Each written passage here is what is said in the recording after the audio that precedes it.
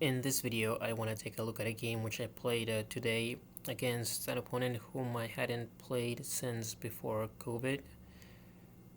And, well, usually this library that I go to play, there's there used to be about 6 or 7 of us, and well, now there's not that many, but we are all pretty much around the same level. Maybe there's like 1 or 2 guys who occasionally show up that are significantly weaker, and he's one of them. And well, uh, the few times that I played him, I beat him every single time. So today we played 4 games, and I pretty much crushed him in every single game. And this is the last game, and it's interesting because after the third game, he said to me, "If we play without a clock, I will beat you. I guarantee it." And we played without the clock, and well, this is the game that you're about to see. So my opponent played a Vienna game, but I don't think he knows really that much opening theory, if any. I think he tends to avoid any theoretical stuff. And well, he moves extremely quickly. Basically, after I make my move, he's already reaching for one of the pieces. So it really doesn't matter whether we're using a clock or not. And well, for that reason, I played f5 because I figured I can pretty much play whatever I want and just kind of get away with it. And this move is a blunder. If you let the engine analyze this position deeply enough, it'll give it a plus 2.5, almost plus 3. So basically, almost like a forced win for white. My opponent captured, and that's one of the things that he does. He doesn't like to keep tension on the board. He immediately captures when there is an opportunity to capture a piece. And well, after knight f6, I was a little bit concerned about g5 because that would kind of be like a reversed king's gambit. Now, playing the king's gambit with white is risky enough, but playing it with black, that sounds almost suicidal. My opponent played knight f3, but again, the engine line goes with g4, and this is a pretty complicated line, so I'm not going to go into too much detail, but basically, it's just saying that black is just losing pretty much by force. Knight f3, I don't like this move. I think because, well, now black can capture on g4. I think instead of knight f3, white has the luxury of playing h3 because, well, again, you have the extra tempo. And the line continues with e4. And here, well, the engines say you have to go knight g7, so if you have to play like this, then obviously this is just terrible for black. And here my opponent played a terrible move, g3. Again, the idea of g4 seems pretty decent, but also you've already opened up this diagonal for the bishop.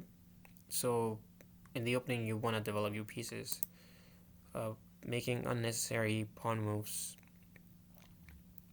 is just not a good idea. And well, g3, if you're gonna play it, then you should fianchetto the bishop. If you're not gonna do that, then you're just creating weaknesses. So g3 is arguably one of the 2 moves that pretty much lost the game for white. So this is move 5 for white, and this is pretty much, you could make the argument that this is the losing move. I capture the pawn, and now knight h4. Another bad move because, again, you should not move the same piece twice in the opening, and that's something that I keep telling my students. bishop g4. I didn't want to retreat to e6, and because my opponent is a very aggressive player, you could even say reckless, I thought that f3 was a possibility here. Or, I mean, if you're gonna play something like knight e2, that just looks ridiculous. So instead my opponent played bishop e2, and here I was deliberating for a few seconds whether to go bishop h3 and just control this diagonal, or just to trade bishops. And I decided to trade bishops just to accentuate the weaknesses along the late squares if black ever is foolish enough to castle kingside. And here is another move that's not very good. You'll see why in a second. Queen d7 and now d4. So basically you play d3 and then d4 when you could have just played it in one move. Doesn't make any sense, but okay. Knight c6 and takes again, like I said. My opponent likes to capture stuff because he's not a very patient player. I don't think that closed positions are really suitable for his temperament. So the correct move, or what the engine says is objectively best, is to just push the pawn, getting more space. And well, these moves are not really forced, so I'm not sure I like this variation. But instead he captured, which allowed me to centralize my knight. And this knight can't really be kicked out unless you want to play f4, which would weaken both diagonals. So that definitely would be suicidal to just castle kingside.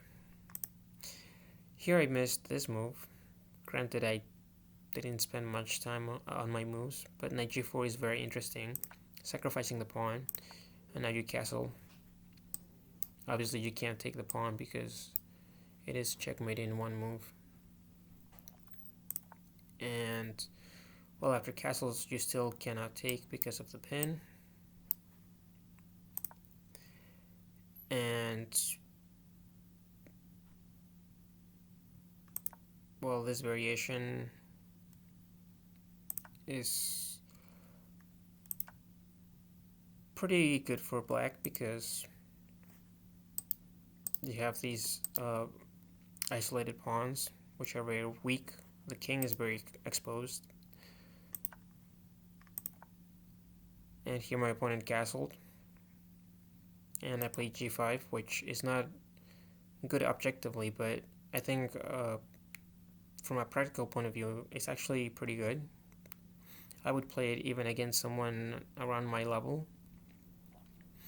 Because, well, you capture with the bishop, you can castle, and you can put the rook here and put pressure along the line, which is kind of the line that the engine gives.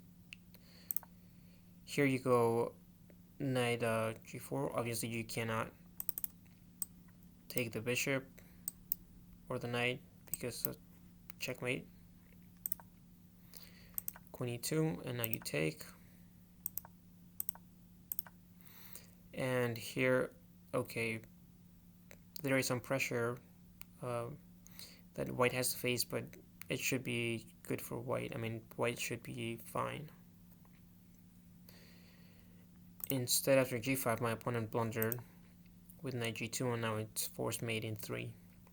And here I spent about 30 seconds trying to figure out the difference between knight f3 check and queen h3, and whether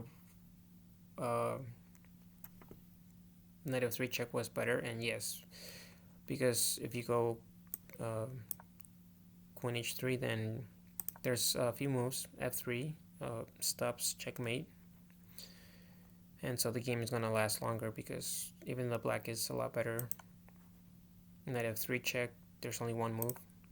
And now queen h3, and the obvious threat of checkmate. And here my opponent spent probably 20 seconds, which was pretty much the most satisfying moment of the game, because there is no way to stop checkmate. And just looking at his facial expressions was priceless, to say the least. And finally he made this move, and well, I just checkmated him, and well, he was pretty upset about that. And well, if you enjoyed the video, do give the video a thumbs up, and don't forget to share and subscribe if you haven't already. And I will see you in the next video.